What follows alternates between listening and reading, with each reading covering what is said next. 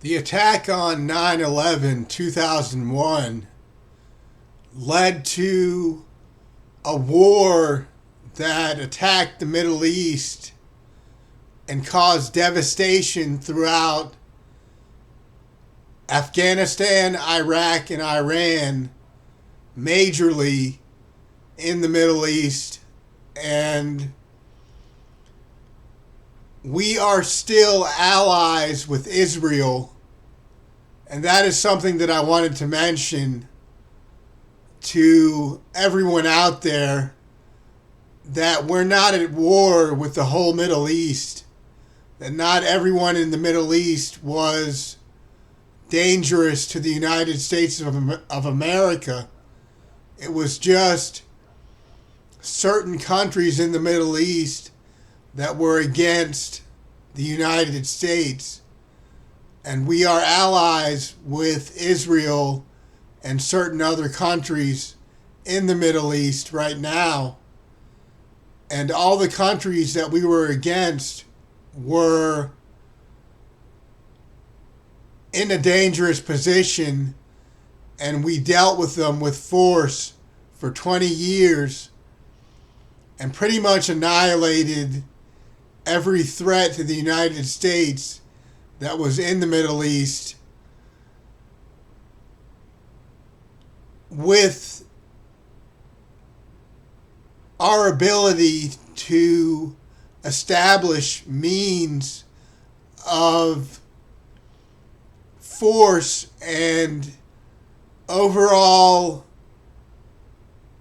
obligation to conduct activities in war and in the Middle East that were dominating the situation and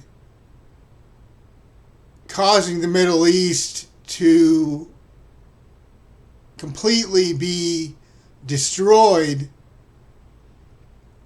in the countries that were dangerous to the United States of America. And that's what you need to understand, that there are certain countries that were at war with the United States at times. We weren't at war with the whole world, and we aren't at war with the whole world. And to this day, we're not at war with the whole world. We're dealing with whatever terrorist attacks occur in the United States of America due to our interactions with whatever the forces are, whatever the forces may be, that determine whether we receive injustices or not in our country. And as far as we know, there's not a whole lot of chaos going on within our country currently, and we're at a good stance with the world. Most countries in the world are allies with the United States of America today. And that's a great thing. And that's a powerful notion that fills the U.S. with much pride and much joy.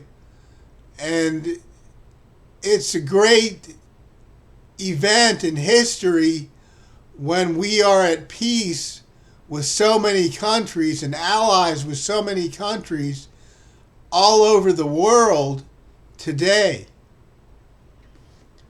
However, there are certain threats to the United States still, and we have to assess what's going on all over the world and in these countries that are dangerous to the United States of America. And we have to decide which countries are dangerous to us, and we have to implement operations and activities that counter terrorism in other regions and counter terrorism in the United States of America and go to war in our own country as well as in other countries to establish peace in the region, in the United States, and in other countries. So we're documenting this time in history as being a more peaceful time in history where we have allies all over the world who we are happy with, and we have made peace with most of the world and most countries in the world, and it's only certain people that are terrorist groups in certain countries that we are having problems with. And we will fight the fight, and we will establish peace eventually with every country in the world at some point. And if we have to kill off all these terrorist groups to establish peace, that's what we will do.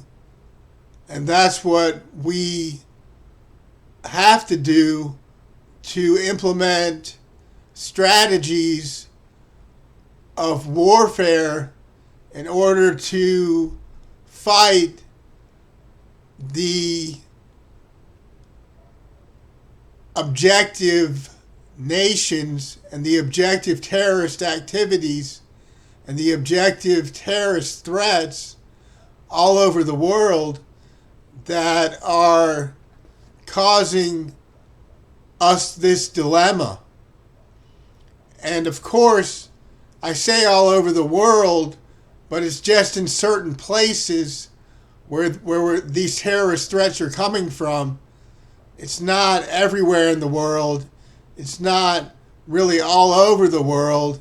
It's just in certain areas that we're getting these terrorist threats, and when they come into the United States and try to harm our country, and that's dangerous to the United States of America, the biggest superpower in the whole world, and we take offense to these sort of attacks, and we implement justice into the regions that are causing these attacks because we have to save our country.